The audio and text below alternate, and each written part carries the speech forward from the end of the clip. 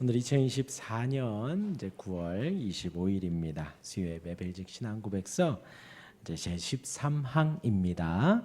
하나님의 섭리예요. 섭리라 하면 하나님께서 하나님의 뜻대로 다스리신다라는 것을 의미합니다. 우리 지난 시간에는 하나님의 창조에 대해서 배웠습니다. 하나님께서 온 세상을 만드셨다. 하나님이 온 세상을 지으셨다. 통치하셨다라는 것을 하나님의 창조라고 하고요.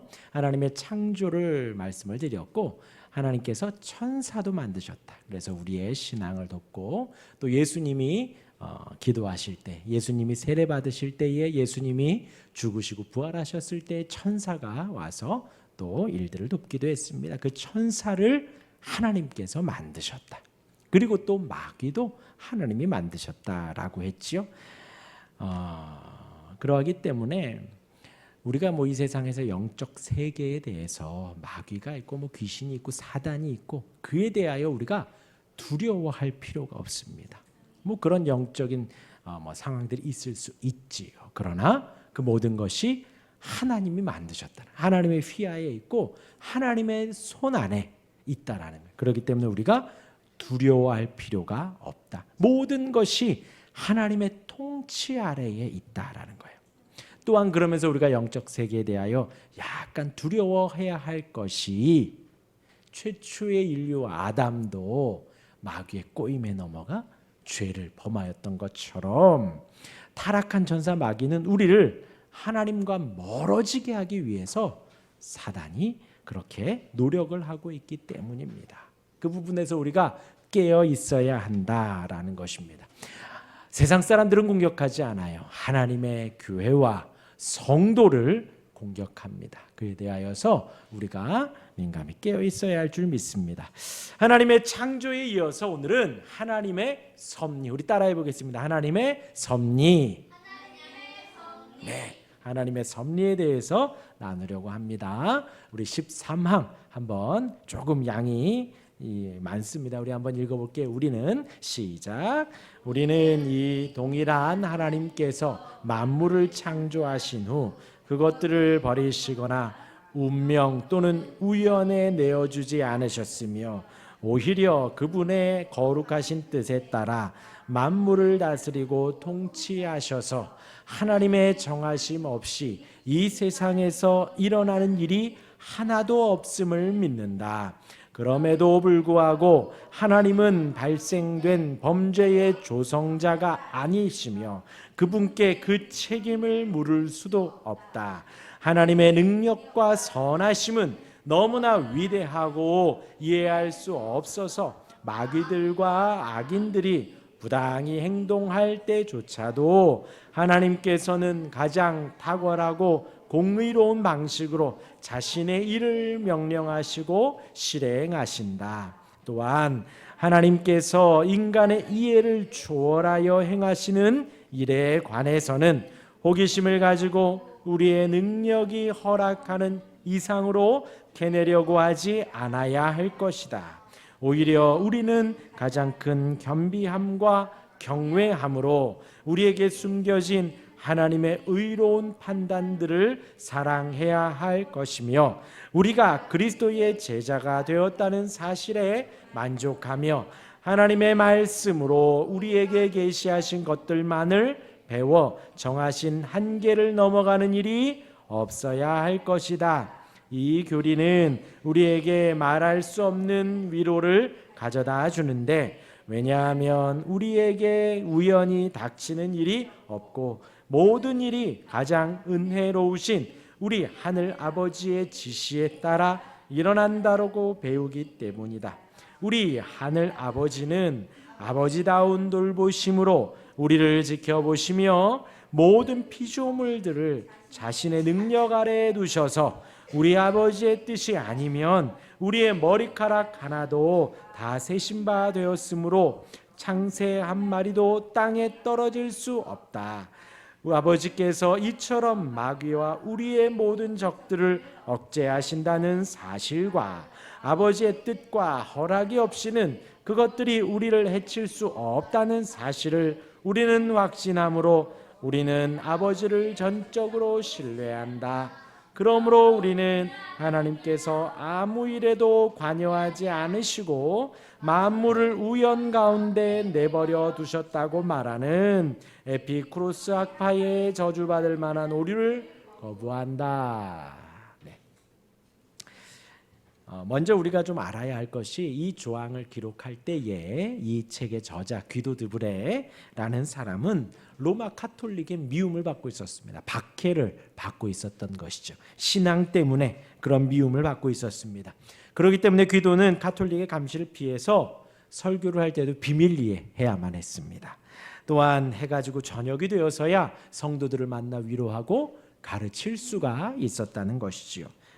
비록 이제 귀도는 자유와 생명에 대한 위협을 당하는 상황이었지만 23항을 담대히 기록했다라는 거예요. 그러니까 하나님의 섭리라 하면 하나님이 주도하시고 인도하신다라는 것입니다. 온 세상을 하나님이 다스리신다라는 것인데 지금 귀도가 어떤 상황이라고요? 핍박을 당하고 있다. 쫓기고 있다고요. 근데 그러함에도 그 쫓기는 상황조차도 누구의 인도하심이다? 하나님의 인도하심이다라는 거예요. 그래서 23항을 담대히 기록할 수 있었습니다. 그럼에도 신실하시고 주권적이신 하나님의 손 안에서 자신이 안전하다라고 믿으며 고백하고 이것을 기록을 했습니다.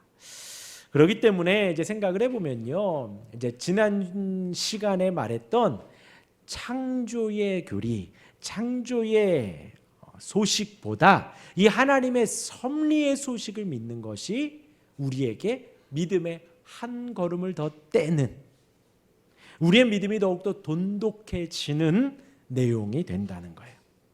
이해가 되셔요? 하나님이 창조하십니다 라는 것보다 지금의 이 모든 상황이 지금 이 귀도 드브레처럼 혹 감옥에 갇히고 혹 복음 때문에 쫓기고 복음 때문에 마음 졸여하는 상황일지라도 하나님이 다스리신다라는 거죠. 그러하기에 이 섭리가 우리의 믿음을 더욱더 돈독하게 하는 내용이 되어집니다. 결과적으로 우리는 창조도 우리가 믿어야 합니다. 하나님이 창조하셨습니다. 믿어야 하고요. 이와 같이 섭리도 믿어야 합니다. 창조를 완벽하게 설명하지 못하지요. 완벽하게 언제 어떻게 어느 시기에 됐다 설명할 수 없습니다. 인류의 기원이 몇만 년이다 몇천 년이다 딱 부러지게 나온 이론이 없습니다. 하지만 우리가 창조를 믿는 것처럼 섭리도 믿어야 합니다. 창조를 완벽하게 설명하지 못하는 것처럼 하나님의 섭리도 증명하거나 완벽하게 설명할 수 없습니다. 왜냐하면 우리가 이제 살아가면서 좋은 일은 하나님의 섭리라 그래요. 좋은 일은요. 그래서 이찬수 목사님이 그랬던 거, 설교 중에 막 열변을 토하시면서 뭐라고 하셨냐? 수많은 간증 집회가 있잖아요. 간증 집회를 하면서 다 하나님이 하셨다고 간증을 한다는 거예요. 근데 이찬수 목사님이 열변을 토하시면 뭐라 하셨냐? 그게 무슨 간증 집회냐? 그게 성공 사례담이지. 우리의 신앙생활에 실패한 일도 있고 사업에 실패한 일도 있고 전국에 목회하시는 목회자들 중에 1명, 2명 놓고 평생 10명 데리고 목회하는 분들도 계시고 정말 잘 믿으면 안수 집사님, 권사님, 장로님이신데도 신앙생활 잘하는데도 망하고 힘든 집도 있는데 그런 것까지 똑같이 고백을 해야 그것이 하나님의 간증이 되어지는 거지요 라고 열변을 토하셨던 것 같아요. 마찬가지로요, 우리의 일이 무엇이든지 다 잘 될 때에 하나님이 하셨습니다 하는 말은 누구나 쉽게 할 수 있습니다. 그러나 일이 잘 안 풀릴 때, 어려울 때, 힘들 때 이것이 하나님의 섭리입니다 라고 하는 것이 쉽지가 않습니다. 그러나 지금 감옥에 갇혀서도 쫓기면서도 이 하나님의 섭리를 당당하게 담대하게 썼던 것처럼 저와 여러분들도 어떠한 상황 속에서도 이것이 하나님의 섭리라고 고백할 수 있는 우리가 되기를 바랍니다. 이 하나님의 섭리 교리는 세 가지로 생각해 볼 수가 있습니다. 첫 번째는 하나님께서 창조물을 붙드십니다. 따라해 보겠습니다. 하나님께서 창조물을 붙드십니다. 우리 한 명이 안 했어요. 하나님께서 창조물을 붙드십니다. 이것이 뭐냐면요. 했을 거예요. 영혼이 있으니까. 네. 이것이 뭐냐면요. 하나님이 이제 붙들어 주신다, 지켜 주신다, 보존하신다라는 뜻입니다. 그래서 우리 아까 처음에 읽은 것처럼 하나님은 창조 후의 만물을 우리가 온 세상을 살아가면서 이것이 운명이다라고 하지 않아요. 우리는 우연이다라고 하지 않습니다. 사람들이 생각하는 지혜가 세상 사람들은 그것 때문이기 때문에 아까도 말했듯이 창조도 딱 부러지게 설명할 수 없고요. 섭리도 딱 부러지게 설명할 수 없습니다. 그렇기 때문에 세상 사람들은 일어나는 일들을 우연에 맡기는 거예요. 우연히 일어났다. 우연히 갔더니 우연히 만났더니 혹은 운명이라고 하는 거예요. 무엇인가 정해진 나의 삶이다라고 믿는 것이죠. 운명이라고 치부하기도 하는 거예요. 그것은 우리 인생의 지혜가 그뿐이기 때문에 그냥 운명이라고 던져버리는 거예요. 혹은 우연이라고 단정 짓는 것뿐입니다. 얼마나 어리석은지요. 우리의 삶은 그렇게 단순하지 않습니다. 우리의 삶은요. 그렇게 단순하지 않습니다. 그렇게 하찮지도 않습니다. 하나님의 피조물인 우리의 인생, 저와 여러분들은 하나님의 피조물이라 그랬죠. 누구의 형상대로 만들어졌다고요? 하나님의 형상대로 만들어진 우리입니다. 그러하기에 한 영혼 한 영혼이 참 귀하고 존귀하다라는 거예요. 어떻게 되어질지 몰라요. 그래서 인간학, 교육학, 사회학 그런 것이 정의된 게 없어요. 케이스 바이 케이스입니다. 이 사람은 이렇게 해서 이렇게 성공을 했는데 저 사람은 이렇게 해서 실패할 수도 있고요.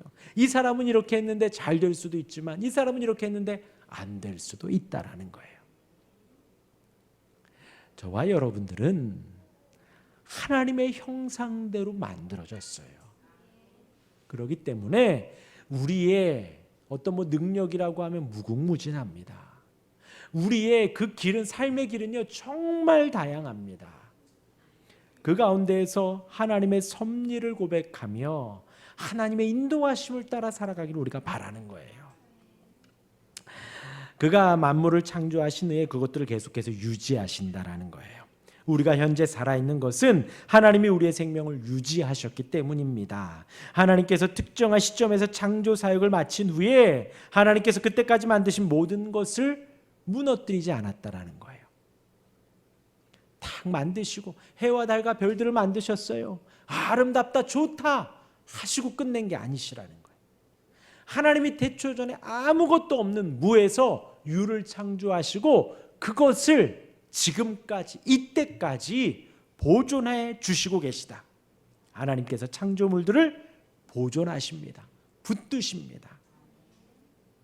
마찬가지로 저와 여러분들의 생명을 오늘도 허락하셨다라는 거예요. 그렇기 때문에 이제 창조물들, 우리 사람뿐만 아니라 온 세상도 하나님께 의존합니다. 하나님이 허락하시는 거니까 하나님을 의존하는 거죠. 저 아이가 할머니를 의존하고 부모를 의존해야지 먹을 수 있고 옷을 갈아입을 수 있고 잘 수가 있는 거죠. 마찬가지로 우리의 인생을 하나님이 붙드시기 때문에 우리는 하나님을 의존하는 거예요. 시편 104편에서 이렇게 지적합니다. 우리 27절부터 30절까지인데요. 제가 한번 우리 앞에 나왔네요. 이것들은 같이 읽어봅시다. 시작. 이것들은 다 주께서 때를 따라 먹을 것을 주시기를 바라나이다. 하나님께서 때를 따라 주신다라는 거예요. 28절 시작. 주께서 주신즉 그들이 받으며 주께서 손을 펴신즉 저희가 좋은 것으로 만족하다가 29절 주께서 낯을 숨기신즉 그들이 떨고 주께서 그들의 호흡을 거두신즉 그들이 죽어 본 먼지로 돌아가나이다. 아시겠어요? 주님이 주셔야 생명이 붙어있고 주님이 거두어 가시면 생명이 끝이라 먼지로 돌아갈 뿐이다. 흙으로 돌아갈 뿐이다. 마지막으로 우리 30절입니다. 시작. 주의 영을 보내어 그들을 창조하사 지면을 새롭게 하시나이다. 우리 성령 파트에서 읽었던 부분이에요. 성령께서 온 세상을 운행하시며 지금도 생명을 불어넣어 주고 계시다라는 거예요. 그래서 우리 인생에게는 두 가지 생명이 있죠. 육적인 생명이 있고 영의 생명이 있습니다. 근데 그 모든 생명의 주권자가 하나님이시라는 거예요. 하나님이 우리의 육의 생명을 주시고 하나님이 우리를 찾아오셔서 영의 생명을 주시는 것입니다. 그러하기에 세상의 모든 피조물들이 하나님이 계시지 않다면 존재할 수 없습니다. 하나님이 창조물을 붙드시기 때문입니다. 그러기에 하나님의 섭리를 고백하며 우리는 전적으로 하나님께 의존합니다. 아까 말씀드린 대로 아이가 할머니를, 부모를 의지하는 것처럼 아이 같은 우리, 저와 여러분들도 하나님을 의존할 수밖에 없다라는 거예요. 겸손할 수밖에 없습니다. 이 하나님의 섭리를 알면 겸손할 수밖에 없습니다. 겸손히 그 주님을 바라봅니다. 그 겸손함으로 우리로 하나님께 기도하게 하십니다. 생명을 주시는 분이 하나님이시고 매일 잠들게 하시는 분이 하나님이시고 깨워주시는 분이 하나님이시고 먹게 하시는 분 하나님이시고 만족케 하시는 분도 하나님이십니다. 그러하기 때문에 우리는 기도하는 가운데 이 사실을 깨닫고 하나님께서 주신 대로 새로운 날에 대하여 감사하고 새로운 날 동안도 하나님의 돌보심과 인도하심을 간구하는 거예요. 그래서 하나님의 섭리에서 제일 첫 번째가 겸손함과 기도이면서 감사해요. 우리의 호흡도 하나님이 주셨기 때문에 하나님이 어제도 지키신 것처럼 오늘도 지켜주셨다는. 그래서 우리 교회는 이번 주에 추수감사 예배를 합니다. 감사의 제일 첫 번째이잖아요. 오늘 하루도 호흡함에 감사해요. 오늘 하루도 살게 하심에 감사해요. 그렇게 이제 첫 번째가 하나님께서 창조물들을 붙드십니다. 이고요. 두 번째 우리 2번 같이 읽어볼까요? 2번 시작. 하나님께서 창조물들을 다스리십니다. 그래서 이 붙드신다, 보존하신다라는 것이고요. 다스리신다, 인도하신다라는. 그래서 제가 요즘 새벽에 이제 기도하는 것이요. 하나님 도와주세요, 도와주세요 하다가 왠지 어감이 이상한 거예요. 내가 가는 걸음에 하나님 도와주십시오 하는 것 같아서 바꿨습니다. 하나님 인도해 주세요. 하나님 인도해 주시고 이끌어 주세요. 근데 하나님의 섭리가 인도해 주신다라는 거예요. 하나님께서 세상을 붙드실 뿐 아니라 다스리십니다. 인도하십니다. 오직 하나님께서 일어나게 허락하시는 일만 일어납니다. 세상에 정말 많은 일들이 일어나지요. 그 일어나는 모든 일들을 하나님이 다스리신다라는 거예요. 우리나라에서도 자연적인 일, 비가 오고 그치고 날씨가 맑고 더워지고 추워지고 우리나라만 해도 하나님이 하시는 거고요. 미국에서도 그러하고요. 정말 미국의 더위는 어마어마하대요. 정말 자동차 본네트에 계란 후라이가 된다 하더라고요. 너무 뜨거우니까. 미국에서 일어나는 일, 아프리카에서 일어나는 일, 저 북극에서 일어나는 일 모든 것이 하나님께서 허락하시는 거예요. 그렇게 큰 일도 하나님 허락하시는 것이고 우리의 삶에 아주 작고 사소한 일들도 누가 하시는 거다? 하나님이 하시는 것입니다. 하나님 그래서 주권적이십니다. 우리 시편 93편 1절에 보면요. 여호와께서 다스리시니 스스로 권위를 입으셨도다. 여호와께서 능력의 옷을 입으시며 띠를 띠셨으므로 세계도 견고히 서서 흔들리지 아니하는도다. 이어서 솔로몬의 잠언입니다. 16장 33절 같이 읽습니다. 시작. 제비는 사람이 뽑으나 모든 일을 작정하기는 여호와께 있느니라. 뽑히고 안 뽑히고 하나님이 하시는 겁니다. 하나님이.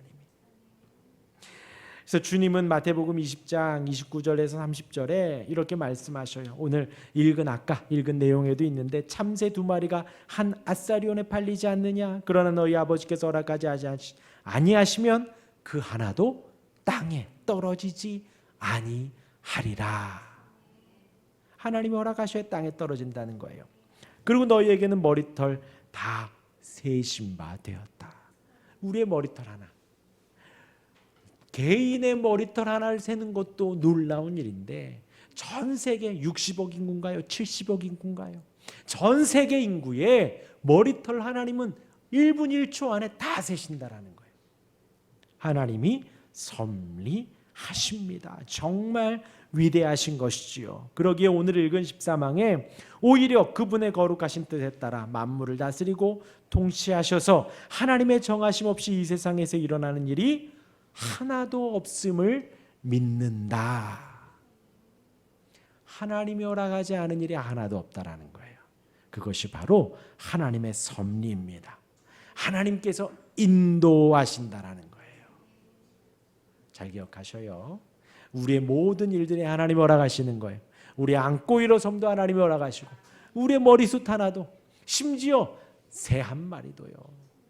오늘 요 앞에 공터를 가만히 바라보니까 비가 왔잖아요. 그러니까 공터가 이렇게 강이 됐어요. 물이.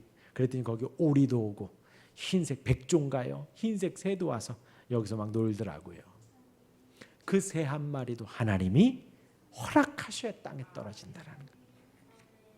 그리고 이제 세 번째입니다. 하나님의 섭리를 우리는 두 가지로 이해할 수가 있습니다. 두 가지로. 하나님의 섭리를 우리가 두 가지로 이해할 수 있는데, 하나는요, 직접 역사하셔서 이 세상 과정과 일들 속에서 비상섭리라고 합니다. 비상섭리. 또 하나는 일상적 섭리라고 합니다.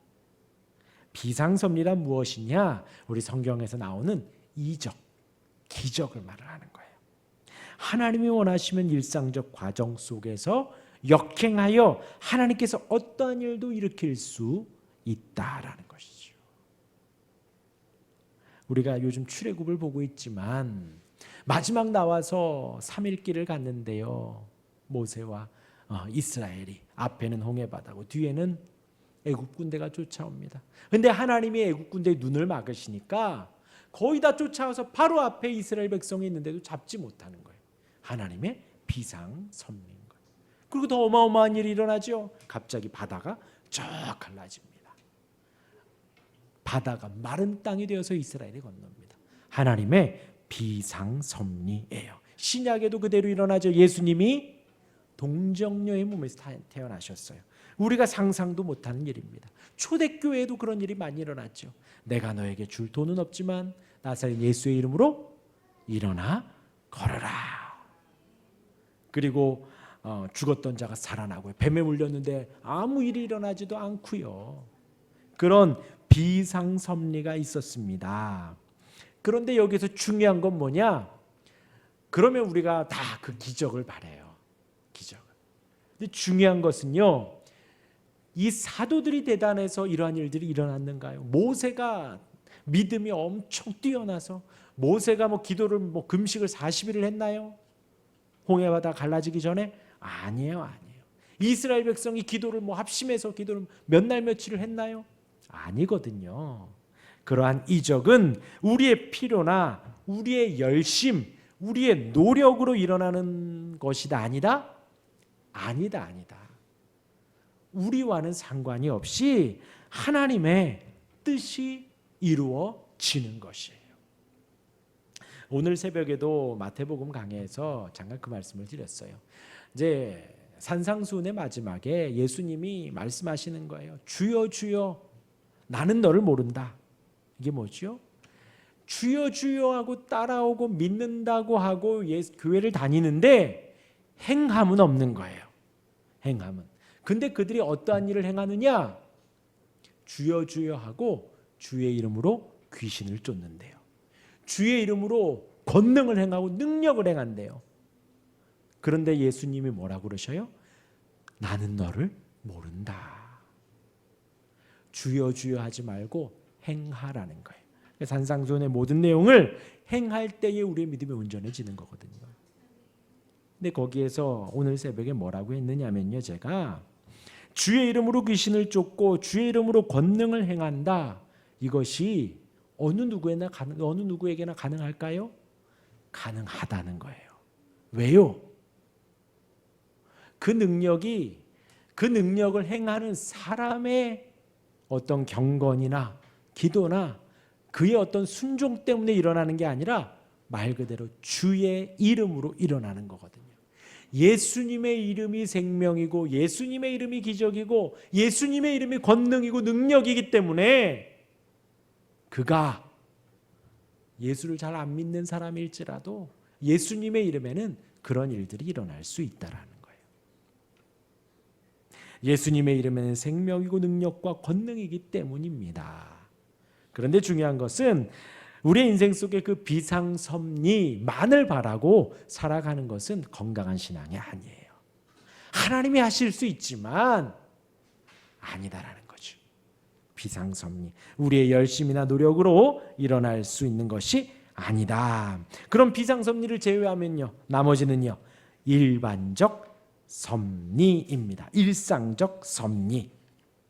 이러한 우리의 삶에 그냥 만나고 오늘도 밥 먹고 우리 이렇게 오잖아요. 예배 오잖아요. 일상적인 섭리입니다. 이 가운데에서 하나님의 말씀이 전해지고 하나님의 뜻이 증거되는 거예요. 일상적 섭리입니다. 아까도 말했죠. 우리의 호흡도 하나님이 주시는 거예요. 일상적 섭리입니다. 아이들이 학교 가고 오고 아이들이 먹고 잘 싸고 하나님의 일상적인 섭리인 거예요. 이제 여름이 가고 좀 서늘해졌죠. 조석으로 시원합니다. 일상적인 섭리. 그러한 하나님의 섭리에 반대하는 세력들이 있습니다. 바로 세상이지요. 마귀입니다. 당시에도 하나님을 대적하는 사상이 있었습니다. 오늘 읽은 13항의 맨 마지막에 에피쿠로스 학파 나오지요. 그들의 영향입니다. 세상은 우연히 형성되었다. 우리는 세상은 어떻게 됐다? 하나님이 창조하셨다라고 믿지만 세상 사람들은 우연히 조성되었고, 그리고 물질이 영원하다, 과학이 영원하다, 이렇게 믿는 거예요. 그렇기 때문에 종말은 뭐냐? 우리에게 있어서의 종말은 뭐예요? 주님의 다시 오심이고요. 우리가 천국으로 가는 것이 종말이죠. 그날입니다. 그런데 이 세상 사람들은 단순히 육신의 죽음이 종말이 되어지는 거예요. 그렇기 때문에 생명이 붙어있는 지금 살아있는 동안에 행복하게 살자예요. 우리가 이렇게 살 때 행복하게 살자, 많이 들어봤죠? 많이 들어봤죠. 그것이 어떻게 발전하느냐? 쾌락주의로 발전하는 거예요. 쾌락이 다다, 이 육신의 즐거움이 다다, 이렇게 살아가는 것입니다. 이것이 그때 당시에 이제 에피쿠로스 학파가 주장하던 바이고, 이것이 나중에 15세기에는 문예 부흥으로 일어납니다. 그래서 그때 당시에 모든 어떤 문학이나 그런 것들이 신본주의였거든요. 그래서 그림이든 음악이든 하나님을 찬양하고 하나님을 묘사하는 그런 것이었는데 15세기에 이제 문예 부흥으로 신본주의에서 인본주의로 바뀌는 거예요. 사람의 감정을 표현하고 사람의 사는 모습을, 사람의 어떤 인상화, 사람의 그런 것들만 그리는, 그렇게 이제 인본주의로 바뀌게 되어져요. 그리고 그것이 이제 16세기 교회 개혁 시대에도 하나님의 섭리를 부인하는 합리주의자들, 합리주의자, 이성이 이해가 돼야지 되는 거예요. 이게 설명이 돼야지 되는 거예요. 근데 아까도 말했잖아요. 창조를 어떻게 똑부러지게 설명해요? 하나님의 섭리를 어떻게 똑부러지게 설명을 해요? 아까 말한 대로 예수님이 동정녀의 몸에서 탄생했다. 이것을 과학적으로 어떻게 설명을 합니까? 그에 반대되는 것, 합리적 이성주의. 그렇죠. 아멘하는 거예요. 반대가 바로 합리적 이성주의다. 그것이 지금은 뭘까요? 지금은 MZ세대, MZ세대, MZ세대라 그러죠. 예, 다 이거 꽂고 다닙니다. 뭘까요? 이거 꽂고 다니는 게 뭐예요? 내가 듣고 싶은 것만 듣겠다라는 거예요. 옆에서 아무리 하유라 하주나 그래도 아빠 말 엄마 말 듣지 않겠다. 난 내가 듣고 싶은 이 음원만 듣겠다. 그렇죠? 하나님의 영광이나 이웃 사랑에 관심이 없어요. 자신의 쾌락과 자신의 기분, 내가 중요한 거예요. 내가. 다른 사람과는 상관없이 내가 듣고 싶은 것, 내가 하고 싶은 것, 내 기분이 중요한 것이다. 그러나 우리는 말하죠. 하나님의 섭리를 이해하고 받아들이고 맞춰가는 거예요. 지금 저는 이 자리에서요, 제가 말하는 이론에 여러분들이 따라오십시오라고 말하는 게 아니에요. 저와 여러분들이 같이 하나님이 말씀하시는 말씀 앞에 맞추어 가자입니다. 이것이 성경적인 바른 신앙생활이지, 내 마음에 내 기분에 맞춰 주십시오. 어떤 대형 교회가 예전에 그랬어요. 이제 교회를 딱 짓고서는 계속해서 옆으로 주차장을 늘려가는 거예요. 그러면서 뭐라 했냐? 앞에서 담임 목사님이 그러는 거예요. 주차장 빨리 확보해야 된다고. 새신자가 와서 한 바퀴 삥 돌고 주차할 데 없으면 그냥 간다는 거예요. 그런데 우리가 하나님을 예배하러 와서 주차가 좀 불편하면 어때요? 예배가 먼저지요. 조금 덥고 추우면 어때요? 예배가 더 중요하지요. 앞에 PPT가 잘 안 나오고 음악이 잘 안 나오면 어때요? 하나님을 예배하는 게 먼저죠. 스피커가 잘 좋지 않고 음향 시스템이 좋지 않아, 아이고 교회 옮겨야겠다. 이게 바로 이 시대의 쾌락을 쫓아 살아가는 것입니다. 이 시대도 그렇다. 이 시대의 시류가 그렇다라는 거예요.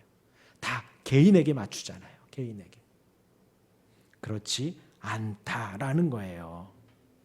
하나님의 섭리를 이해하고 받아들이고 맞춰가는 것이 우리의 바른 신앙생활입니다. 그런데 내 기분에 따라 예배하고 하지 않고, 내 상황에 따라 예배하고 예배하지 않고, 내가 불편하면 견디려 하지 않아요.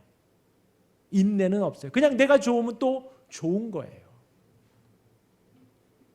다른 사람을 전혀 신경 쓰지 않습니다. 하나님의 말씀과는 전혀 배치되는 것이지요. 하나님은 섭리하십니다. 여전히 다스리십니다. 그 하나님의 다스리심을 우리가 이해해가고 알아가는 것이 하나님의 뜻이 이 땅에 이루어지는 것입니다. 섭리는 이제 오늘 마지막 한 부분에 보면요, 섭리는 우리를 위로합니다.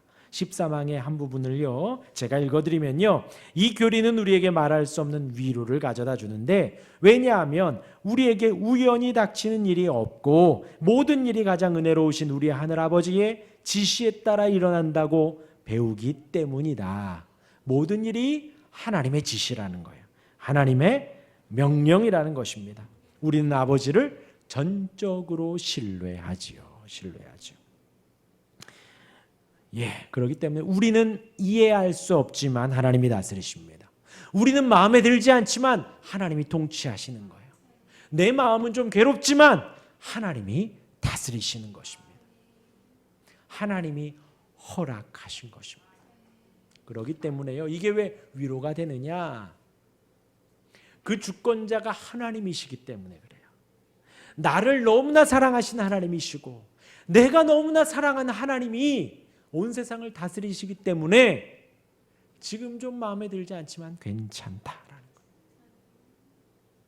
괜찮다. 마지막 이 말씀 드리고 마칠게요. 당시에 귀도 드브레가 지금 이 13항을 기록할 때에 어디에 있다 그랬죠? 감옥에 있다 그랬습니다. 감옥에. 그러면서 로마의 박해를 당했지요. 이러한 상황 속에서도 하나님의 섭리를 고백한 거예요. 지금 본인은 결박돼 있고 갇혀 있고 불편하고 힘든데, 감옥이 뭐 호텔인가요? 아니에요. 그냥 돌바닥입니다. 먹는 것도 입는 것도 씻는 것도 자유롭지가 못하지요. 그런데도 이 모든 것을 하나님이 다스리십니다. 하나님이 섭리하십니다 했던 거예요. 그의 하나님이 이러한 방식으로 그의 삶을 인도하셨기 때문에 하나님은 주권적으로 세상을 붙드시고 이 모든 사건들이 일어나도록 결정하시는 분이 하나님이시라고 고백을 했습니다. 그래서 죽음을 앞두고 있으면서도 이 귀도가 아내에게 이렇게 편지를 썼어요. 제가 읽어드릴게요. 아내에게 쓴 편지입니다. 내가 우연이 아니고 그리스도의 말씀대로, 말씀에서 알려진 대로 작은 것이나 큰 것이나 모든 것을 통치하시고 다스리시는 나의 하나님의 섭리를 통해 내 원수의 손에 떨어진 것을 기억하십시오. 이 하나님의 지혜의 말씀이, 하나님은 나의 머리털의 수를 안다고 합니다. 그렇다면 어찌 하나님의 명령과 섭리 없이 내게 해가 올 수 있겠소? 지금 갇혀 있는 것이 하나님의 명령이 아니면 있을 수 없다라는 거죠. 하나님이 더 이상 하나님이 아니라고 말하지 않는 한 그것이 일어날 수 없지요. 우리 앞에 있던 많은 성도가 그들의 고통 가운데서 이 교리로 위로를 받았지요. 요셉이 자기 형제들에 의해 팔려 애굽에 갔을 때 그는 그의 형제들에게 당신들은 나를 해하려 했으나 하나님은 그것을 선으로 바꾸사 오늘과 같이 많은 백성의 생명을 구원하게 하시려 하셨습니다. 와 같다라는 거예요. 그러하게 본인에 갇혀 있는 것도 하나님이 하신 것이다 하고 아내에게 위로의 편지를 쓴 것입니다. 하나님께서 우리의 삶을 섭리하십니다. 하나님께서 보존하시고 인도하십니다. 우리 함께 기도하겠습니다.